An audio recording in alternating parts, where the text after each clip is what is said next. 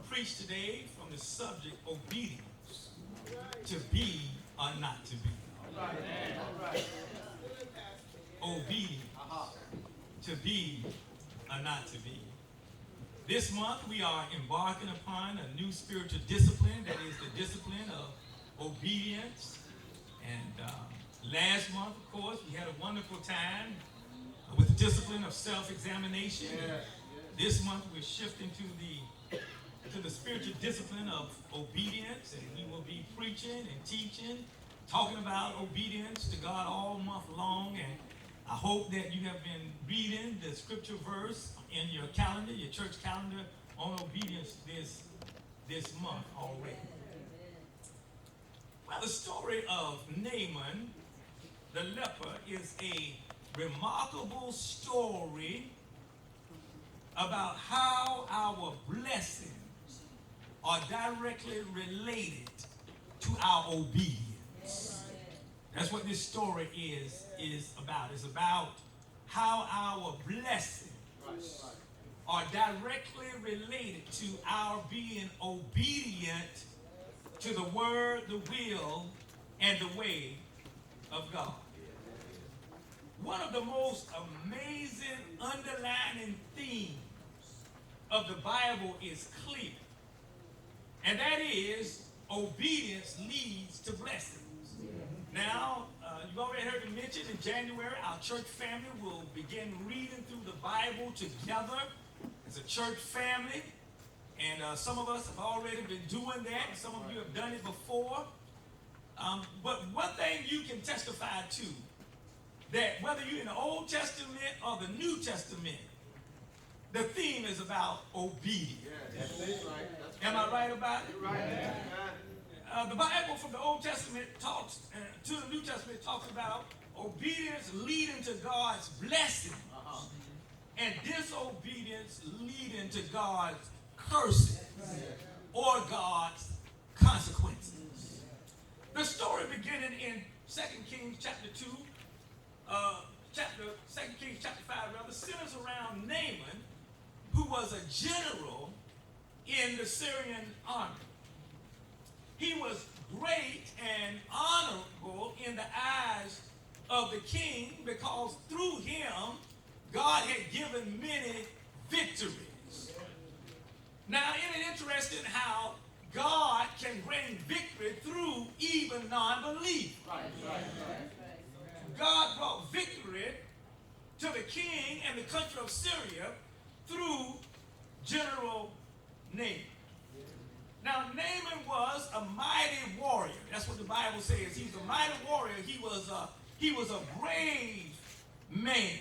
He was a soldier's soldier. If you read any history of Colin Powell, how he graduated from a small college in New York, and how he came into the U.S. Army as a second lieutenant. That really wasn't his first choice of careers, but how he came in and how he rose through the ranks. And when you hear other soldiers talking about him or writing about him, they will say that he was a soldier's soldier. That's right. However, Naaman, being a soldier's soldier, had contracted the deadly disease of leprosy. Now, I won't bore you today with the details of leprosy, other than to say it was a dreaded disease that caused a lot of pain. It caused sores on the body from head to toe, and it also caused disfigurement.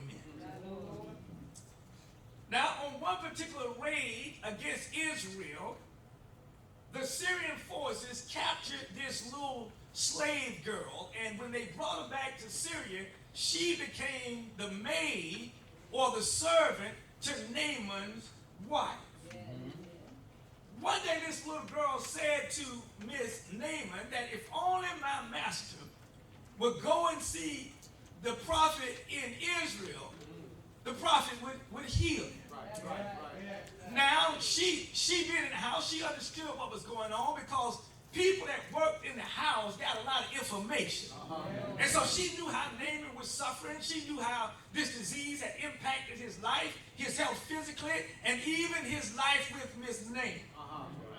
So this little girl, y'all, out of the goodness of her heart, imagine that she was a slave. She was a servant. Some servants, some slaves, some people have the attitude that I could care less whether you live or die.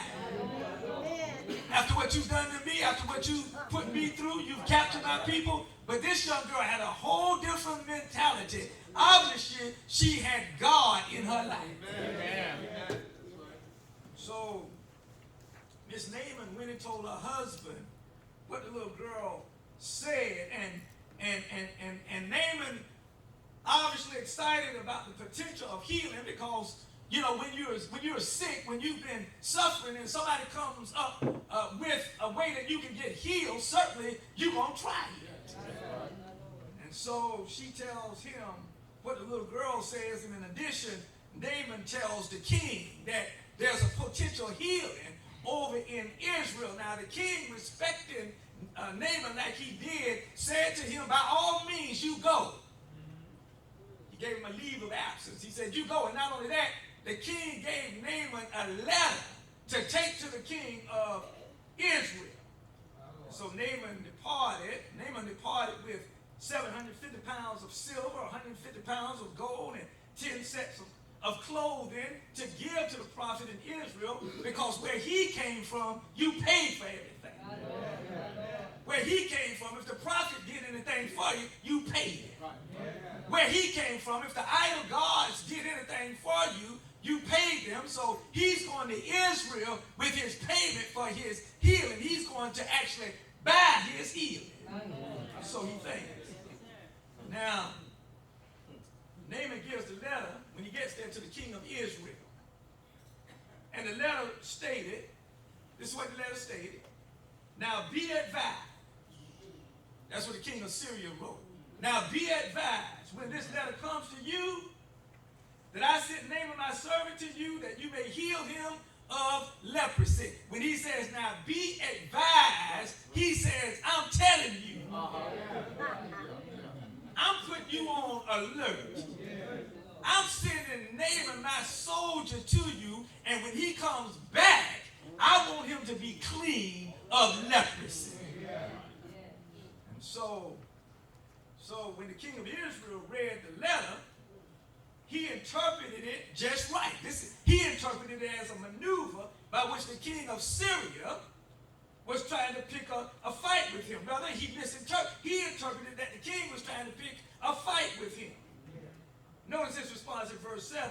He tore his clothes and he said, am I God to kill and make alive, that this man sends a man to me to heal him of leprosy? And therefore, please consider and see how he seeks a quarrel with me. The king of Israel says, this guy is trying to push up a fight. In other words, he said, he's trying to start something. This joker is just trying to start another war, and he's using Naaman in this letter to get it going. You know how folks do, don't you? When they're trying to get stuff started, the games, and so that's what he's thinking. But when the prophet, the man of God, that was Elijah, heard of the king's deliver, he sent word to the king in verse 8 saying, why have you torn your clothes? Please let him come to me. And he shall know that there is a prophet in Israel. Say, king, you don't have nothing to worry about. You a king, but you're not a prophet. You don't have no power. You just send him to me. I'll handle it. And so Naaman, desperate for a cure, shows up with his horses and chariots. He's standing at the door of Elijah's house. Now imagine the scene, if you will. Naaman, his troops, his horses, his chariots must have been an impressive sight. One commentator I read this week said he envisioned Naaman, standing there with all of his medals showing. And the sunlight hitting his medals, and they're glistening in the sunlight. This decorated war hero is standing at the front door, y'all, of the prophet. As he stands there, out steps the house of Elijah, Elijah's messenger. Naaman these words, go and wash in the Jordan 7 times, and your flesh shall be restored to you, and you shall be clean. Yeah. Imagine that. He says, not saluting the king. He didn't come out and salute the king. He didn't come out with a lot of small talk, as my son, who's in the army, who says, Dad, they were just talking smickety smack. He didn't come out and tell Naaman, I'm impressed with you. I'm glad you're here. We've heard all about your war impact that you've made on war. No, he came out and just basically said, Naaman, go wash in the Jordan 7 times and your flesh will be clean. That Naaman was furious. And fit to be tied. Certainly he had traveled roughly 354 miles from Syria over to Israel, and out steps a messenger. Certainly battling the disease of leprosy, he was not feeling his best. If you ever traveled when you were sick, you know how that feels. Some years ago when our team came back from Haiti, I was sick. I flew back from Haiti to the United States. I was sick. We got in the van in Fort Lauderdale, got in the van, brother, in mine of Fort Lauderdale, drove all the way back, and I was sick as I can. That's got a good feeling. And then last year, coming back from Africa, I was sick again. So Naaman, having battling leprosy, was not feeling his best, and yet he's traveled 354 miles. To be sure, he was tired from his travel. To be sure, he was counting on seeing the prophet, not the prophet's message. Right. All right, let me put it this way. It would be like showing up to see your doctor. And instead of your doctor coming out steps the physician assistant. Now, nothing wrong with the physician assistant. All right? They got training, but if you got a serious illness, if something is going on in your body, you want to see your doctor. In fact, now when I call, a lot of times I just ask straight up. It's my appointment with the doctor. I don't mind physician assistant coming in and doing a few little preliminary things, and helping out where they can, or if I got a little cold or something. I mean, that's all right, but if something else is going on, like leprosy, he wanted to see. He wanted to see Dr. Elijah. And not only that, he felt like he deserved to see the professor and not a student. So when Elijah, the man of God, does not come out personally to meet him and greet him, but sends a messenger out, instead, Naaman, according to verse 11, is outright furious. He lost it. So what were the underlying realities that really pushed Naaman's buttons and prompted his rage? For you see, on the surface, it looks as though his anger was prompted by disappointment. If you just take a surface look, just kind of a quick glance at the text, it looks like perhaps the distance he traveled prompted his anger. Just look at the text, and without digging a little deeper, you might even say it was the disrespect that prompted his anger. Now, while all these things may have been players, they were only symptoms providing or masking the real problem. These things were really smoke screens for Naaman's real rage. So why was he so angry? What were the root causes of his rage? The text reveals at least three things. First, Naaman's rage was rooted in Naaman's pride. If you're taking notes, get that one down. Naaman's rage was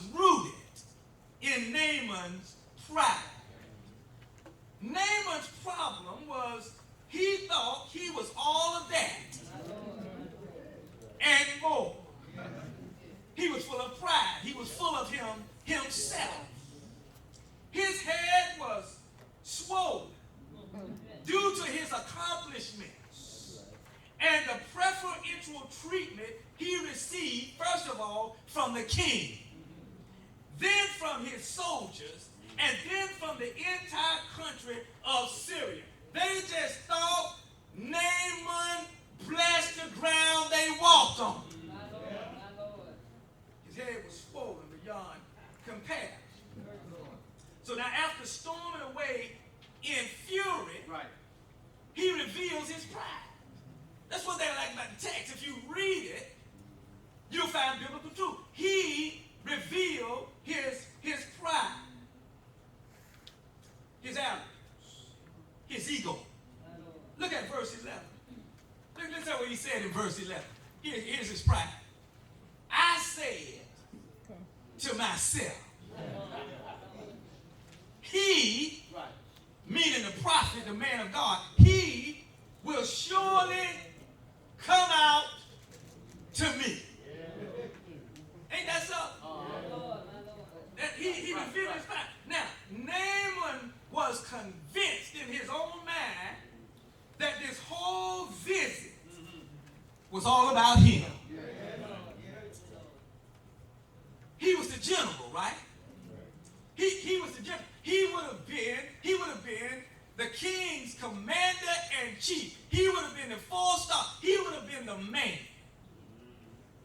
He was a general. He thought it was all about him. He was the decorated war hero. The Bible says that God had given him victory. He was the commanding officer. He was a guy who didn't wait in line to see anybody. In fact, everybody waited in line to see him. Case in point. Those of you who have some military experience, and I know some of you do here, when a general officer goes to the doctor, he's not sitting or she's not sitting in the waiting room. No, he's not sitting. In fact, let me tell you what happens. They clear the calendar. They clear the calendar. When he or she walks in, the doctor, y'all, is waiting on them. They got the records.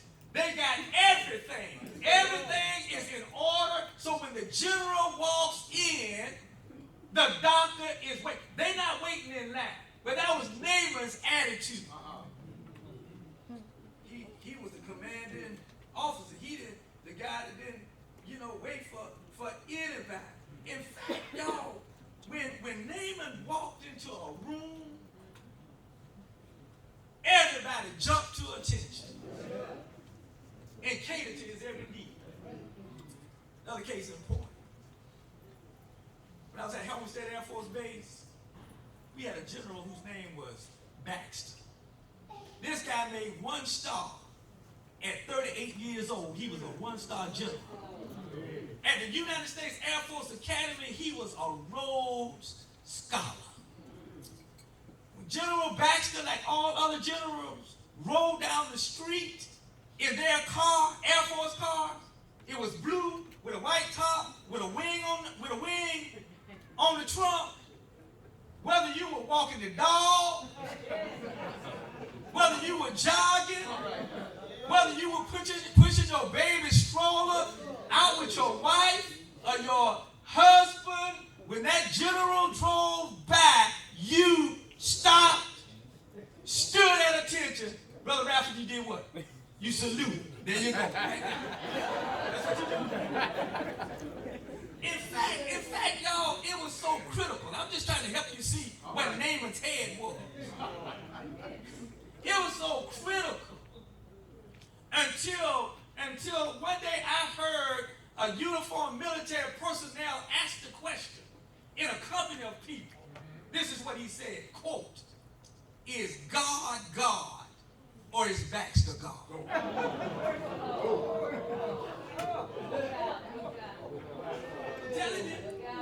I'm telling you. In fact, let me tell you. In some people's mind, that question begs to be answered. Because when Baxter called a staff meeting, you were there in your seat on time. when he walked in, his aide would say, "Ladies and gentlemen, the commander," you stood up. Have attention. Can I tell you something else? When you went to Baxter staff meeting, you didn't come walking up in there late. Jitterbugging down the aisle, high five. Like some folk come to church, I'm just asking, is God God? Is Baxter God? Chit-chatting along the way, backstabbing. Sometimes Baxter would call recall. And it would go through the vine, through the military network, that you would have a recall, Wednesday or Tuesday morning at 4 o'clock. When Baxter called a recall, the siren went off at 4 o'clock. And I'm telling you, shortly after 4, the streets were busy with headlights on, people going to their assigned places because Baxter called a recall. And nobody would say, "Well, I don't think I'm going to go to church today. I'm sorry. I don't think I'm going to go to Baxter's recall today because I got more important stuff to do." Come on. Check it. Is God God? Yes, sir. Or was Baxter God? And so Naaman comes to the table with that kind of mentality. Let me tell you something else about Baxter, too. And I went over to some of those staff meetings. You would not find a single person sitting up in Baxter's staff meeting sleeping. Now, General Baxter, I don't care how late you out last night. You could have partied until the sun came up. If you in Baxter's meeting, help me somebody. You were awake and you were alert. Now, I'm just asking the question, is God God? Is Baxter God? Makes you wonder sometimes, doesn't it? So anyway, Naaman became furious. There were some underlying things. One of the things was he was very prideful. Naaman was convinced that everything was all about him. Now here's the truism, y'all. There are two types of people and two types of leaders. I found this. I've been around a lot of leaders. Two types of personalities in leadership. Might be a little bit in between, but this is basically what you get. There are leaders who handle positions of power and authority very well. Amen. They know how to treat people, and they know how to treat the position. They don't see themselves as prima donnas who were placed in positions of leadership to rule absolutely without accountability and without restraint. But on the other hand, there are leaders who, with inflated ego, who are usually driven by an inferiority complex and by fear. These type of leaders are temperamental. That means they're unpredictable, volatile, explosive, particularly when they are not revered, deeply respected, admired, or have their way. So as it stood, the prophet Elijah failed General Naaman's respect test. He flunked it. He made a straight up F minus.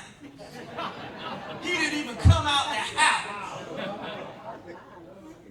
And as a result, Naaman was furious. Now here's the takeaway. Each of us must guard against, particularly as Christians, each of us must guard against letting our position, no matter what it is, whether it be pastor, deacon, whatever it is, in the church, or whatever position you have on your job, we must guard against letting our positions, our titles, whether you want to be called reverend, doctor, pastor, bishop, prophet, prophetess, whatever the case may be. All right. Let's guard against letting our position, our titles, our gifts, and our abilities go to our head. Right. Amen. I mean, you see that in every walk of life. You see it in athletics. You see guys that just think that, if they're not there, the NFL gonna stop. No, it ain't.